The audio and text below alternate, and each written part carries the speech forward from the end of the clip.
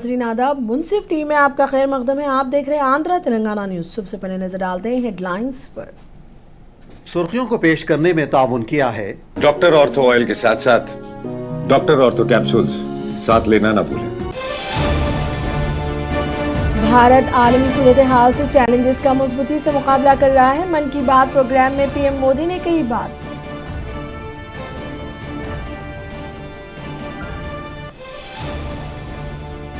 Telangana assembly में chief minister Revanth Reddy का अहम ऐलान। हैदराबाद मेट्रो को सरकारी तहवील में लेने की करारदाद मंजूर।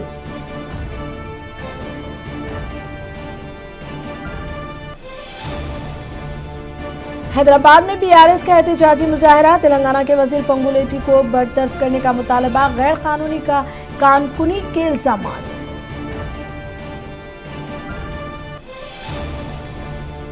अमरावती को रियासती दारुल हुकूमत बनाने के लिए आंध्र प्रदेश में असेंबली में अहम करारदाद मंजूर। अमरावती को ही मुस्तकिल दारुल हुकूमत करार देने पर ऐवान ने दिया जोर। करनूल में जॉब मेले के जरिए 50 नौजवानों को मिली मुलाजमतें। मुकामी लीडरों ने हुनरमंदी की काविशों को सराहा।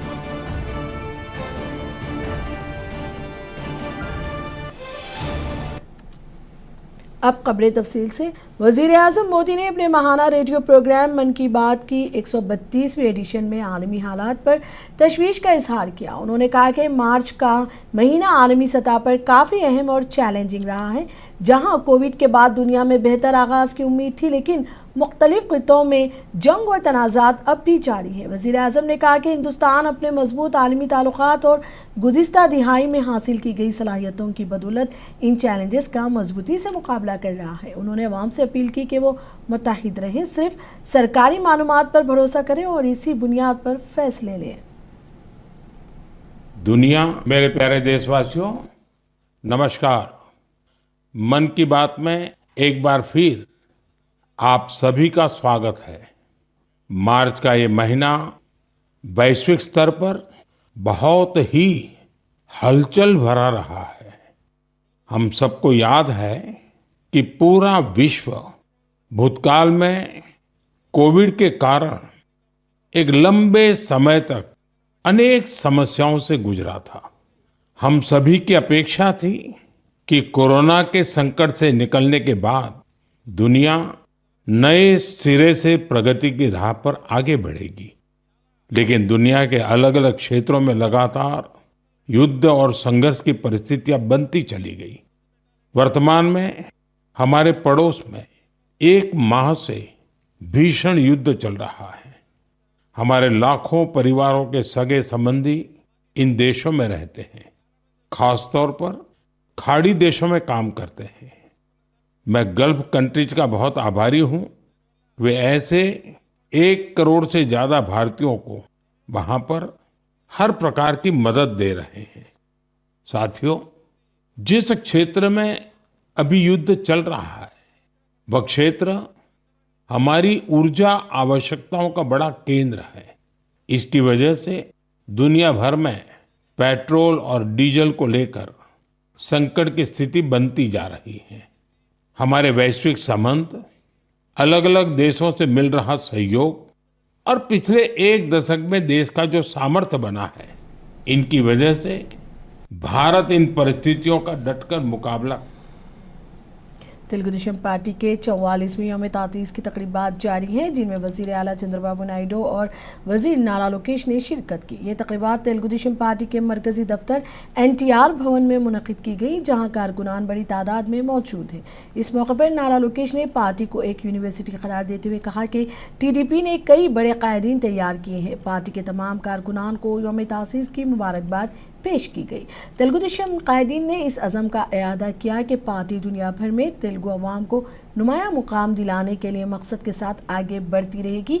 ये प्रोग्राम जारी है। आइए हम बराह रास्त आपको वहाँ लिए चलते हैं। ग्राम देवतల ఉత్సవాలన్నీ జరుగుతా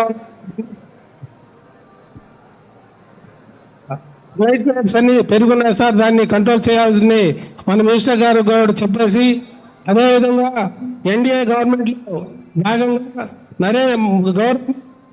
ప్రధానమంత్రి నరేంద్ర మోదీ మన హోమ్ మినిస్టర్ అమిత్ షాతో మాట్లాడి అండమాన్ నికోబార్లో ఇవన్నీ సెటిల్ చేయాల్సిన బాధ్యత ఉంది. అదేవిధంగా మనకు పార్టీ ఆఫీస్ ఇంతవరకు లేదు సార్. పార్టీ ఆఫీస్ కి అడ్మినిస్ట్రేషన్ లో ల్యాండ్ అలాట్మెంట్ చేసేదానికి ఉంది. దాన్ని కూడా మేము దృష్టిలో పెట్టాలని ఆశిస్తున్నాం సార్. అదేవిధంగా మన యువ నాయకులు నారా లోకేష్ బాబు గారు తీసుకున్న ప్రతి అంశాన్ని కూడా ఇక్కడ అడ్మినిస్ట్రేషన్ లో కొనియాడుతున్నారు. మీ యొక్క పరిపాలన దక్షతకి అండమాన్ నికోబార్ చాలా విధంగా చేయాలని కూడా, అదేవిధంగా ఇక్కడ ప్రతి అంశంలో కూడా 2వ స్థానంలో తెలుగుదేశం పార్టీ బాగా వేసింది. ఈ రోజు తెలుగుదేశం పార్టీ, కాంగ్రెస్ పార్టీ కానీ భారతీయ జనతా పార్టీ తర్వాత 2వ స్థానంలో. आंध्र प्रदेश असेंबली ने एक अहम करारदाद मंजूर कर ली है। रियासत के दारुल हुकूमत के तौर पर अमरावती शहर को कानूनी हैसियत देने के लिए राय हमवार की गई है। ऐवान से रियासती हुकूमत ने मरकज़ के सामने मुतालबा रखा। एक मुतफ़क्का करारदाद मंजूर करते हुए अमरावती को आंध्र प्रदेश का दारुल हुकूमत रखने पर जोर दिया गया। करारदाद वज़ीर आला एन चंद्रबाबू नायडू ने ऐवान में पेश की, जिसमें हुकूमत हिंद से अपील की गई कि वो आंध्र प्रदेश रीऑर्गेनाइजेशन एक्ट 2014 की दिफा 5 में तरमीम कर दे। उन्होंने कहा कि अमरावती में हज़ारों करोड़ रुपए के तरक्याती मंसूबे जारी हैं और इसे मुस्तकबिल का जदीद शहर बनाने के लिए इक़दाम किए जा रहे हैं। असम्बली से मंजूर करारदाद मरकज़ को भेज दी गई है ताकि अमरावती को आइनी और क़ानूनी तौर पर रियासत का दारुल हुकूमत तस्लीम किया जा सके।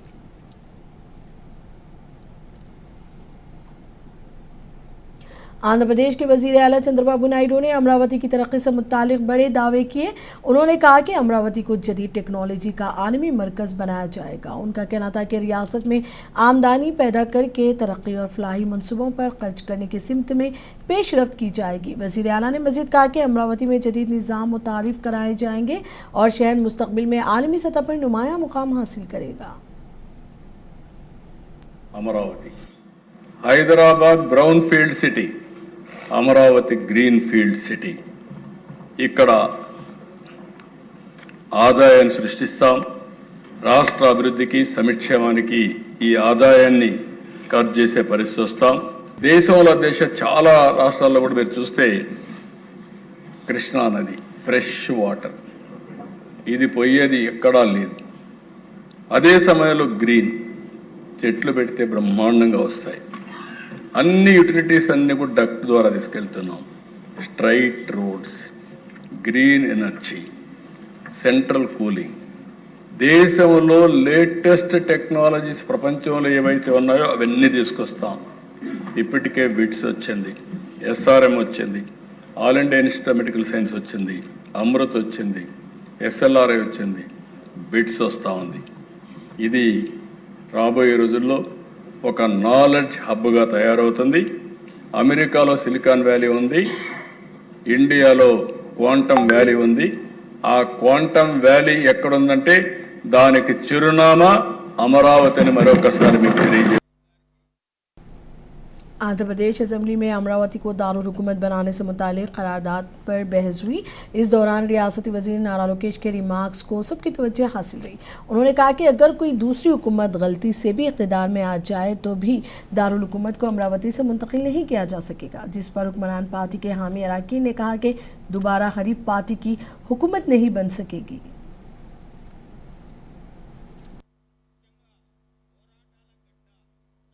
మంది సభ్యులు చూశారు, నా ఫోన్ లాక్కునేదానికి ట్రై చేశారు, నా కాగితాలు లాక్కునేదానికి ట్రై చేశారు, అవమానించడానికి ట్రై చేశారు అధ్యక్ష. కానీ నిజం నిప్పు లాంటిది ఈరోజు నిజం గెలిచింది అధ్యక్ష.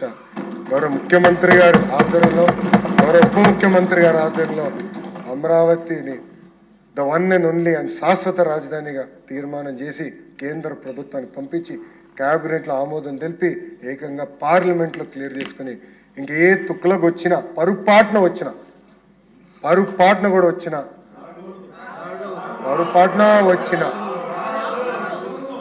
మార్చలేరు అధ్యక్ష ఈ రాజధాని. అందరం కలిసికట్టుగా మన రాష్ట్రాన్ని, మన రాజధాని అభివృద్ధి చేసుకోవాలి, కలిసికట్టుగా ముందరికి అధ్యక్ష. आंध्र प्रदेश असेंबली ने अमरावती को रियासत का बाज़ाब्ता दारुल हुकूमत बनाने के लिए मुतवक्का तौर पर एक करारदाद मंजूर कर ली है। ताहम अपोजिशन पार्टी वाईएसआर कांग्रेस ने इस अमल से दूरी अख्तियार करते हुए इसे सियासी ड्रामा करार दिया।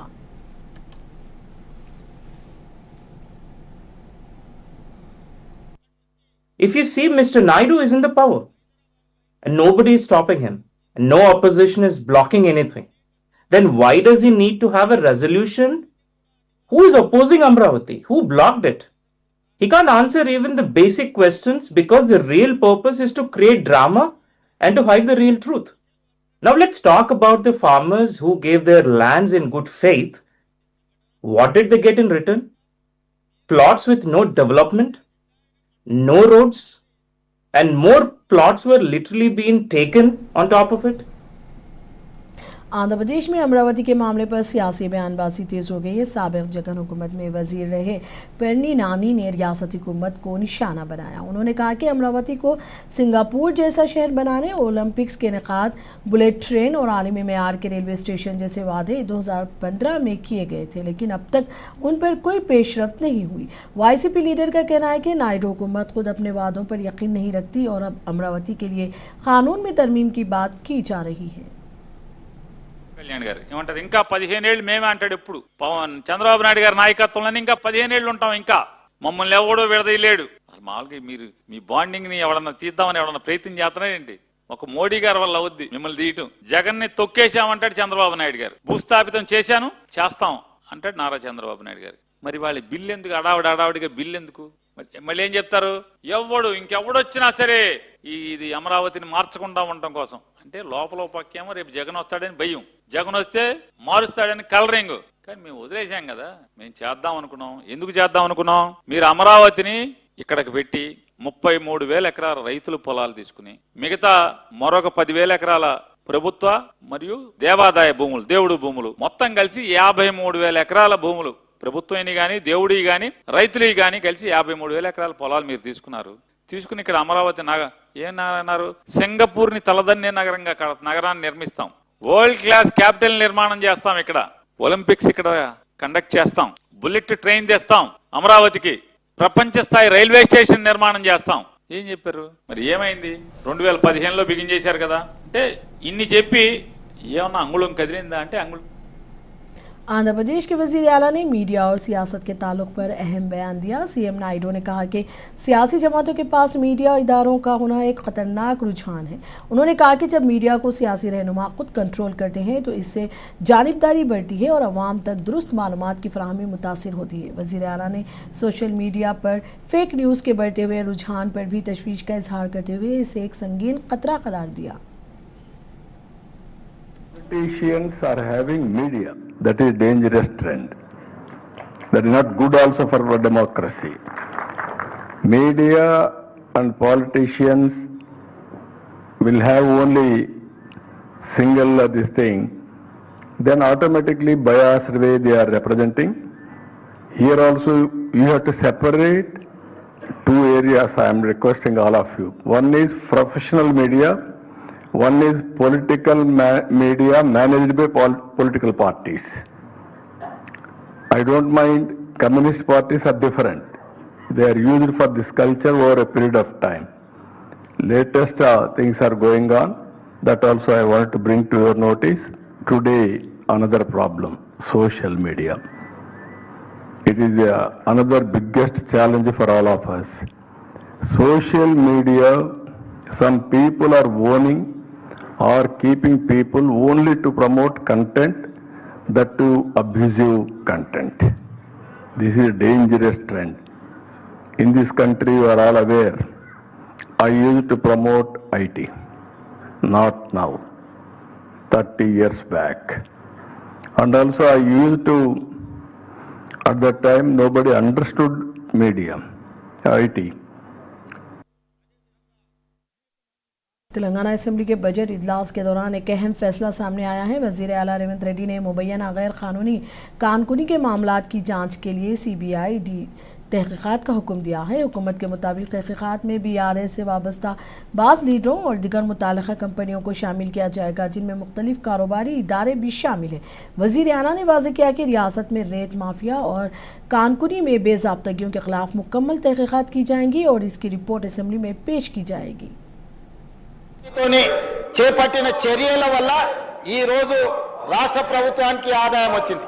అయినా వివాదం చేయాలి, బ్లాక్మెయిల్ చేయాలి, ఆ మంత్రిని బెదిరించుకోవాలి, ఆ మంత్రి ద్వారా పైరవీలు చేసుకోవాలని ప్రయత్నం చేసిన వాళ్ళు పైరవీలు చెల్లుబాటు కాకపోవడం వల్ల ఈ రోజు ఆ మంత్రి మీద బురద జల్లే ప్రయత్నం చేస్తారు. వాళ్ళు అడుగుతున్నారు విచారణ కావాలని. అధ్యక్ష, తమరి ద్వారా ప్రతిపక్షానికి తెలంగాణ ప్రజలకు నేను మాట ఇస్తున్నా, విచారణ ఆదేశించడానికి మా ప్రభుత్వం సిద్ధంగా ఉంది. ఆనాడు సిరిసిల్ల శాసనసభ నియోజకవర్గంలో నేరెళ్లలో ఇసుక బాధితులు దళితులను లారీ ఎక్కించి తొక్కిచ్చి చంపి అక్రమ ఇసుక రవాణా చేసిన సంతోష్ రావు వాళ్ళ తండ్రి రవీందర్ రావు గారికి సంబంధించిన నేరెళ్ల ఇసుక మాఫియా మీద విచారణ చేయడానికి మా ప్రభుత్వం సిద్ధంగా ఉంది.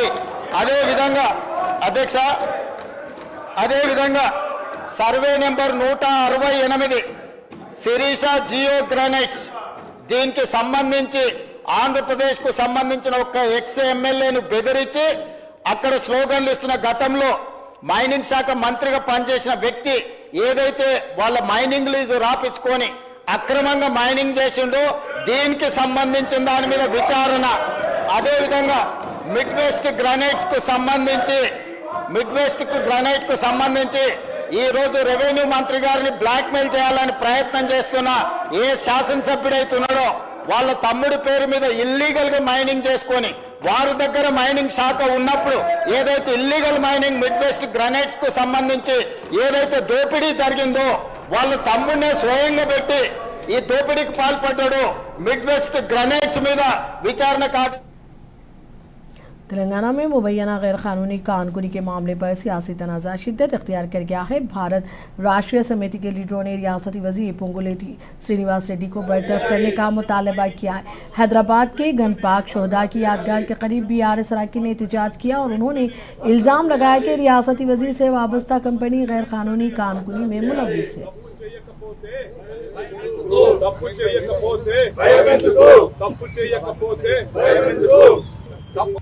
సొంత భార్య, తన కొడుకు, తన తమ్ముడు, తన మరదలు, నిన్న మొన్నటి దాకా ఈయనే చైర్మన్ ఈ కంపెనీకి 2020-22 దాకా ఈయనే చైర్మన్ ఈ మంత్రి గారు. వాళ్ళ ముఖ్యమంత్రి గారు నిన్న వచ్చి ఎదురుదాడి చేస్తుంటే మాకు అర్థమైంది ఒకటే, రాఘవ కన్స్ట్రక్షన్స్ మీద ఎందుకింత ప్రేమ ముఖ్యమంత్రి గారికి అని చెప్పి మేమందరం కూడా నిన్నంతా అధ్యయనం చేసినాం. వాస్తవం ఏంటి అంటే ముఖ్యమంత్రి గారు కూడా ఈ పాపంలో వాటా ఉంది. కొడంగల్ లిఫ్ట్ ఇరిగేషన్ ప్రాజెక్టులో పొంగులేటి శ్రీనివాస్ రెడ్డి గారి కంపెనీ కట్టబెట్టిందే ముఖ్యమంత్రి గారు. అట్లాగే ఇవాళ ఈ రాష్ట్రంలో 1 కోటి ఎకరాలు నిషేధిత జాబితాలో పెట్టి భూదందాలు, ల్యాండ్ స్కామ్లు ఇవన్నీ చేస్తున్న దానిలో ముఖ్యమంత్రి గారు, ఆయన అనుయాయులు వాళ్ళ పాత్ర కూడా ఉంది. కాబట్టి तेलंगाना असेंबली में हैदराबाद मेट्रो पर बात हुई। चीफ मिनिस्टर रेवंत रेड्डी ने मेट्रो रेल को हुकूमत के कंट्रोल में लेने की तजवीज़ ऐवान में पेश की। ऐवान ने इस सिलसिले में करारदाद को मुतफ़क्का तौर पर मंजूर कर लिया गया। हुकूमत का कहना है कि फैसला अवामी मफाद को मद्देनज़र रखते हुए किया गया है। वज़ीर आला ने कहा कि मेट्रो की मज़ीद तोसी के लिए हुकूमत संजीदा इक़दाम कर रही है ताकि शहरियों को बेहतर सफरी सहूलियात फराहम की जा सके।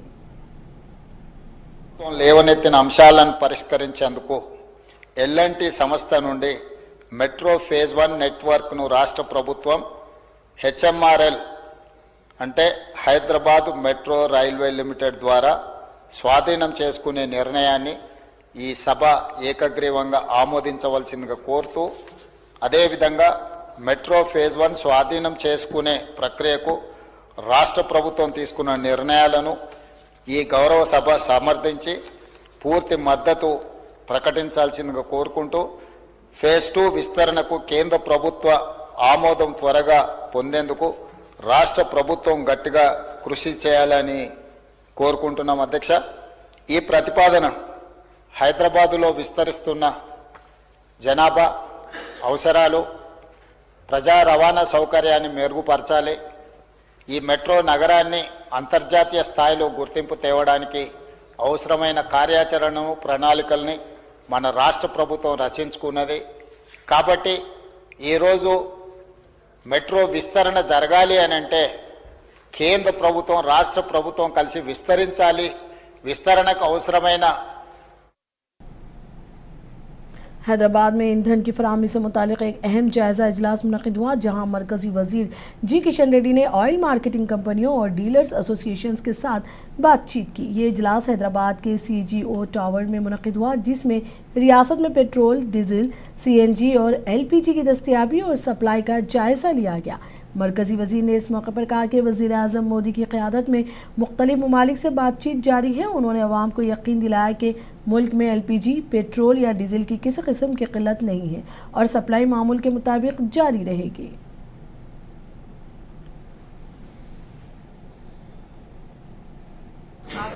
आज दुनिया भर में अमेरिका इराक के बीच में जो युद्ध हो रहा है, इसके बैकग्राउंड में देश भर में एक तनाव देश भर में है। स्पेशली जो LPG के लिए, पेट्रोल डीजल के लिए भारत में जो समस्या सामना करना पड़ रहा है, इस विषय पर भारत का प्रधानमंत्री आदरणीय नरेंद्र मोदी जी के नेतृत्व में अलग अलग देशों से बातचीत करते हुए जो देश में जो LPG का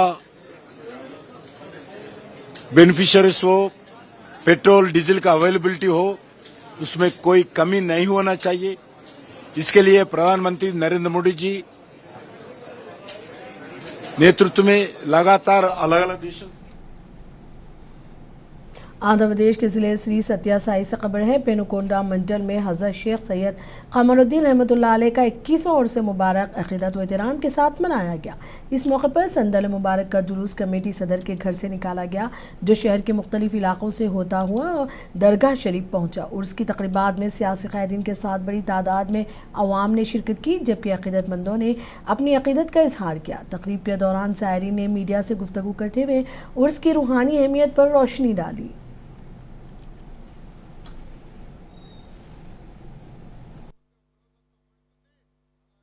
पर 1 साल से जो हजरत शेख सैयद शाह मोहम्मद कमरुद्दीन सरकार का जो उर्स मुबारक चल रहा है, यहाँ पर 20 साल से नहीं 50 साल से यहाँ पर हजरत जी का पर्दा होने से पहले मैं खुद क्यों ना हो, तमाम जो बहुत से लोग हजरत से फैज़ पाए हैं और अब भी फैज़ पाते हैं।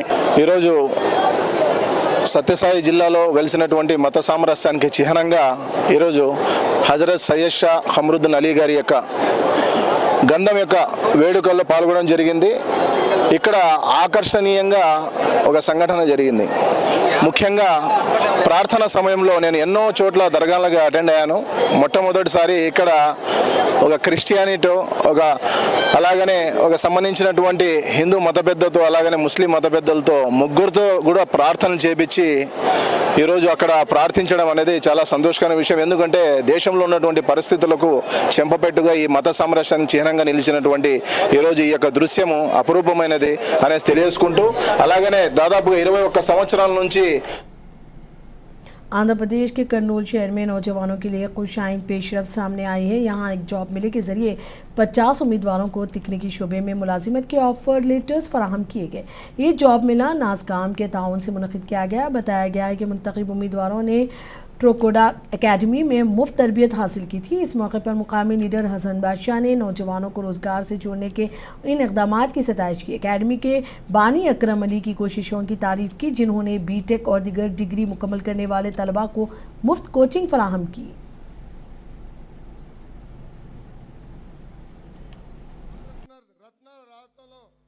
तो हमें बड़ी खुशी है कि बच्चे बहुत सारे प्लेस भी है इसके अंदर। हम ही ने उनको फ्री ट्रेनिंग दिया, फ्री ट्रेनिंग के बाद अब फिर हम लोग क्या कर रहे हैं, इसको क्या है, इनको प्लेसमेंट्स की भी पूरी कोशिश कर रहे हैं कि अभी कुछ ऑफर लेटर्स भी हमें अभी रिलीज करे हैं। जो बच्चे अच्छे स्किल्ड वाले हैं बंदे, तो हम लोगों के लिए ऑफर लेटर्स भी उनके लिए दिए हैं। और इसको काम करने के लिए अकरम अली और मैं हम दोनों मिलकर मेहनत करके इस काम को करे हैं। और मैं सबसे ज़्यादा सबका शुक्रिया अदा करता हूँ जो भी हमारे इस प्रोग्राम के के अंदर आए हैं और इस प्रोग्राम से जो हमें सपोर्ट करे हैं, और मैं हमारे स्टूडेंट्स का, जितने भी लोग बच्चे हैं हमारे पास जो आए हैं, वो सारे स्टूडेंट्स का भी शुक्रिया अदा करता हूँ। और ये कम टाइम में क्या है, ये इसलिए हो कि हम एक होकर क्या है, एक ही फिक्र के साथ काम करें, जिसकी वजह से क्या है ये नताइज आया। और हमारे जो चीफ गेस्ट थे, हमारे मंसूर अली खान सूरी साहब आए थे, इब्राहिम साहब आए थे, उनका भी बहुत बहुत शुक्रिया। आंध्र प्रदेश के जिले नंदियाल में वाक़ नलामला जंगलात में एक बार फिर आग भड़क उठी है, जिससे मुकामी अफराद और ज़ायरीन में तशवीश पाई जा रही है। इतलात के मुताबिक तातीमानू इलाके में आग तेज़ी से फैल रही थी, जिसे देखकर मुकामी लोग खौफसदा हो गए। मुकामी लोगों का कहना है कि जंगल में जंगली जानवरों की आवाज़ें भी सुनाई दे रही हैं, जिससे सूरत हाल संगीनी का अंदाज़ा लगाया जा रहा है। वाज़ेह है कि चंद रोज़ कबल भी इसी इलाके में आग लगने का वाक़या पेश आया था, जिस पर काबू पा लिया गया था। ताहम ताज़ा वाक़े के बाद मुतालिका हुक्काम से फौरी कार्रवाई की अपील की जा रही है। विशाखापट्टनम में कबायली बरादरी के लोगों ने सड़कों की अदम दस्तियाबी के खिलाफ मुनफरिद एहतजाज किया। मुजाहिरीन ने GVMC के गांधी मुजस्समे के करीब सर पर बोझ उठाकर और कपड़े की डोली बनाकर एहतजाज दर्ज कराया और उन्हें बरसों से दरपेश मुश्किलात को उजागर किया। कबायली अफराद ने मुतालबा किया कि एजेंसी इलाकों में फौरी तौर पर सड़कों की तामीर की जाए और उनकी ज़मीनों को तहफ़्फ़ुज़ फराहम किया जाए। मुजाहिरीन का कहना था कि बुनियादी सहूलियात की कमी के बाइस उन्हें शदीद मुश्किलात का सामना है। Tribal people protect Dole Yatra in JP meeting in Visakhapatnam. More than before, more than issues of the MLAs or MP or representative or collector representative, no action to the road. కాబట్టి రోడ్లో ఎగిపోవడం వల్ల ఈరోజు డోలి యాత్ర పెట్టుకొని ఈరోజు ZP పాలకవర్గం దగ్గరికి వెళ్ళడానికి వచ్చాం. ఎందుకంటే తాడిపూడి డామ్ ఉంది, పీటీజీ గత ఆదివాసులు ఉన్నారు, 60 మంది పనిచేస్తున్నారు, బోట్లు ఎవరు ఏమి ఉండవు. ఈ రకంగా బోట్లు ఇవ్వాలని, అలాగే రోడ్లు ఇవ్వాలని Pawan Kalyan deputy chief minister గారు। आंध्रा तेलंगाना न्यूज़ में अब तक के लिए इतना ही। मुझे दीजिए इजाज़त। आदाब।